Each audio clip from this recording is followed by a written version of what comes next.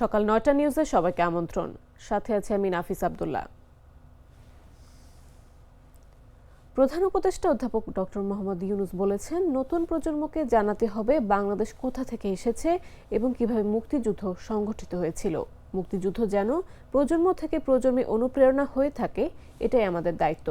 রোববার সন্ধ্যায় রাষ্ট্রীয় অতিথি ভবন যমুনায় জাতীয় মুক্তিযোদ্ধা কাউন্সিল, বাংলাদেশ মুক্তিযোদ্ধা কল্যাণ ট্রাস্ট ও বাংলাদেশ মুক্তিযোদ্ধা সংসদের নেতাদের সঙ্গে বৈঠকে তিনি এসব কথা বলেন। প্রধান উপদেষ্টা বলেন, দায়িত্ব গ্রহণের পরপরই প্রকৃত মুক্তিযোদ্ধাদের চিহ্নিত করা এবং ভুয়াদের বাদ দেওয়ার উদ্যোগ নেওয়া হয়েছে। অতীতে মুক্তিযোদ্ধাদের মর্যাদাকে রাজনৈতিক স্বার্থে ব্যবহার করা হয়েছে, যা আর হাতে দেয়া যাবে না। এসব প্রতিষ্ঠানকে আবার প্রকৃত অর্থে প্রতিষ্ঠান হিসেবে গড়ে তোলাই সরকারের লক্ষ্য।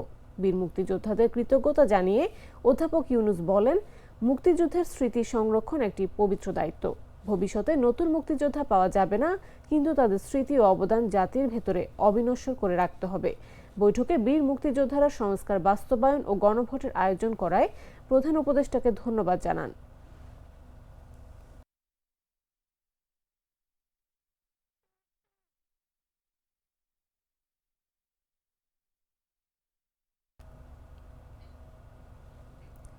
নাগরিক ঐক্যের সভাপতি মাহমুদুর রহমান মান্না ঢাকা ১৮ আসন থেকে নির্বাচন না করার ঘোষণা দিয়েছেন।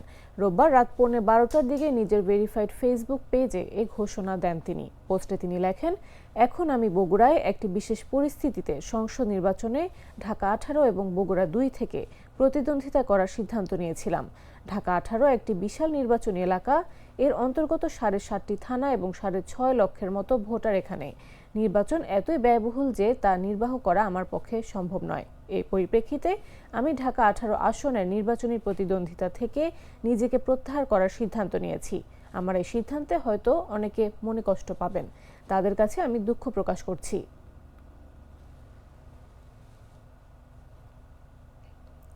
আসন্ন জাতীয় সংসদ নির্বাচনকে কেন্দ্র করে মোবাইল ব্যাংকিং সেবা ও ইন্টারনেট ব্যাংকিংয়ের মাধ্যমে অর্থ লেনদেনে কড়াকড়ি আরোপ করেছে বাংলাদেশ ব্যাংক। ফলে বিকাশ, রকেট ও নগদ সহ সব এমএফএস প্ল্যাটফর্মে একবারে সর্বোচ্চ ১,০০০ টাকা পাঠানো যাবে। এছাড়া দিনে সর্বোচ্চ ১০ বার লেনদেন করা যাবে, যার মোট সীমা হবে ১০,০০০ টাকা। রোববার বাংলাদেশ ব্যাংকের পেমেন্ট সিস্টেমস ডিপার্টমেন্ট এ সংক্রান্ত নির্দেশনা জারি করে। নির্দেশনা অনুযায়ী সোমবার রাত ১২টা থেকে ১২ ফেব্রুয়ারি রাত ১২টা পর্যন্ত এ সীমা কার্যকর থাকবে। একই সময়ে ব্যাংকের অ্যাপ ও ইন্টারনেট ব্যাংকিংয়ে ব্যক্তি থেকে ব্যক্তি অর্থ স্থানান্তর বন্ধ থাকবে। নির্বাচন উপলক্ষে এমএফএস সংক্রান্ত অভিযোগ গ্রহণ ও তাৎক্ষণিক ব্যবস্থা নিতে প্রতিটি মোবাইল ফিনান্সিয়াল সার্ভিস প্রদানকারী প্রতিষ্ঠানকে বিশেষ কুইক রেসপন্স সেল গঠনের নির্দেশ দেওয়া হয়েছে। এছাড়া নির্ধারিত সময় সব ধরনের লেনদেনের ওপর সার্বক্ষণিক নজরদারি চালানো হবে।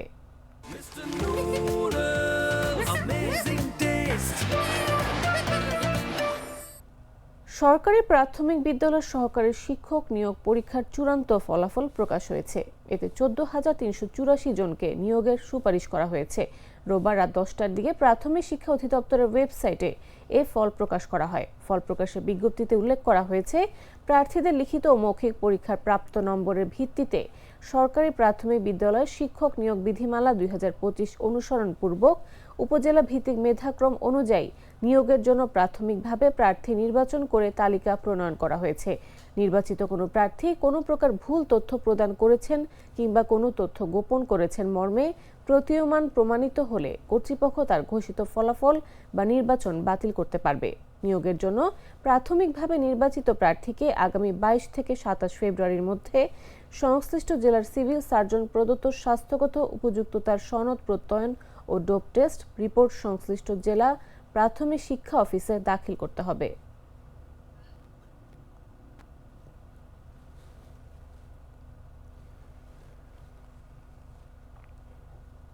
নোয়াখালী ২ আসনের স্বতন্ত্র প্রার্থী কাজী মফিজুর রহমানকে লক্ষ্য করে গুলি ও বিএনপি প্রার্থী জয়নুল আবেদিন ফারুকের ব্যবহৃত গাড়ি ভাঙচুর নিয়ে পাল্টাপাল্টি অভিযোগ উঠেছে। রোববার সন্ধ্যা ৭টায় কাবিলপুর ইউনিয়নের দিলদার মার্কেট কাজী মফিজের গাড়িতে গুলি ও ৭:৩০টায় সেনবাগ বাজারে ফারুকের গাড়ি ভাঙচুরের ঘটনা ঘটে। স্বতন্ত্র প্রার্থী কাজী মফিজুর রহমান দাবি করে বলেন, কাবিলপুর ইউনিয়নে কাপ পিরিচ প্রতীকের গণসংযোগ শেষে ফেরার পথে বিএনপি নামধারী একদল দুর্বৃত্ত হত্যার উদ্দেশ্যে গুলি ছোড়ে, যা তার গাড়ির সামনের কাচ ভেঙে লক্ষ্যভ্রষ্ট হয়। তার জনপ্রিয়তা দেখে নির্বাচন থেকে সরাতে প্রতিপক্ষরা এমন ঘটনা ঘটিয়েছে। অন্যদিকে বিএনপি প্রার্থী জয়নুল আবেদিন ফারুক অভিযোগ করে বলেন, স্বতন্ত্র প্রার্থীর লোকজন তার ব্যবহৃত গাড়ি ভাঙচুর করেছে। প্রত্যক্ষদর্শীরা জানান, কাজী মফিজের লোকজন প্রতিবাদ মিছিল বের করলে উভয় পক্ষের লোকজনের মধ্যে সেনবাগ থানার সামনে ধাওয়া পাল্টা ধাওয়ার ঘটনা ঘটে। এ ঘটনায় বাজারে আতঙ্ক ছড়িয়ে পড়ে। পুলিশ আইন শৃঙ্খলা বাহিনী পরিস্থিতি নিয়ন্ত্রণে আনে। এলাকায় থমথমে পরিস্থিতি বিরাজ করছে। স্বতন্ত্র কাপির প্রতীকের প্রার্থী আলহাজ কাজী মফিজুর রহমানের গাড়ি বাছাইকৃত লাল সরিষার দানা থেকে তৈরি হয় প্রাণ সরিষার তেল, আসল ঝাঁঝে আসল স্বাদে। জানাবো আন্তর্জাতিক সংবাদ।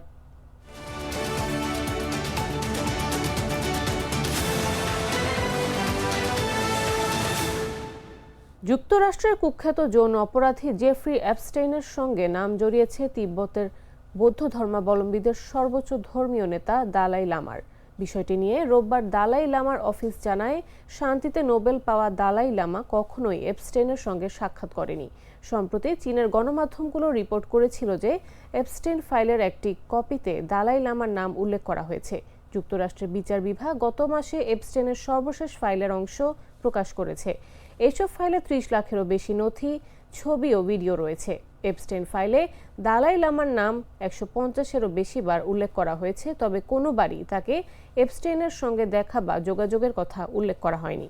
এই বিষয়ে এই ধর্মীয় গুরুর অফিসের বিবৃতিতে বলা হয়েছে, কিছু সাম্প্রতিক মিডিয়া রিপোর্ট ও সোশ্যাল মিডিয়া পোস্ট এপস্টেইনের সঙ্গে দালাই লামাকে সংযুক্ত করার চেষ্টা করছে। আমরা নিশ্চিত করতে চাই যে দালাই লামা কখনোই এপস্টেইনের সঙ্গে দেখা করেনি বা তার পক্ষ থেকে কাউকে কোনো সাক্ষাৎ বা যোগাযোগের অনুমতি দেননি। চীনের সরকারি broadcaster China global television network বৃহস্পতিবার তাদের প্রতিবেদনে বলেছিল, ইমেলগুলোতে কখনো উল্লেখ নেই যে প্রেরক সত্যি দালাই লামার সঙ্গে দেখা করেছেন বা তাকে দেখেছেন, যদিও তিনি বিগত কয়েক দশক ধরে বিশ্বের বিভিন্ন স্থানে জনসাধারণের সঙ্গে সাক্ষাৎ করেছেন।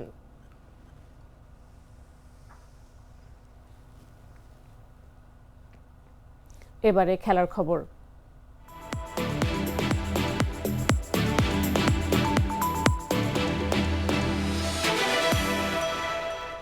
আয়ারল্যান্ডকে 20 রানে হারিয়ে টি-20 বিশ্বকাপে শুভ সূচনা করেছে স্বাগতিক শ্রীলঙ্কা।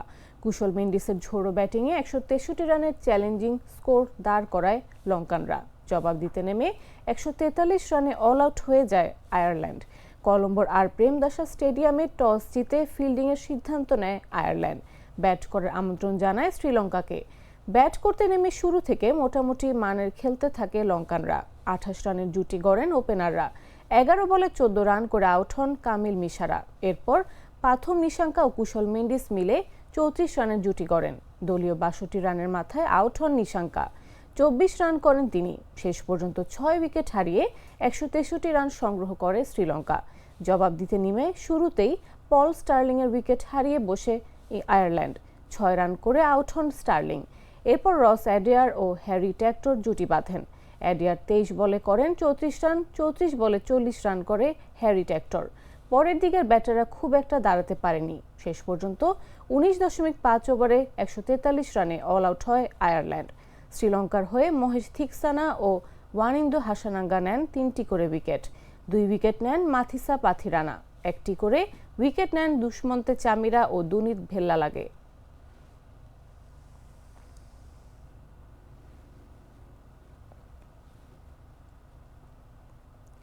দর্শক, এই ছিল এখনকার মতো। এরপর দেখবেন বেলা 11টা নিউজ। প্রতি মুহূর্তে সর্বশেষ খবর পেতে ভিজিট করুন jagonews24.com, ফলো করুন আমাদের ভেরিফাইড ফেসবুক পেজ এবং সাবস্ক্রাইব করুন জাগো নিউজের ইউটিউব চ্যানেল। এতক্ষণ সাথে থাকার জন্য ধন্যবাদ সবাইকে।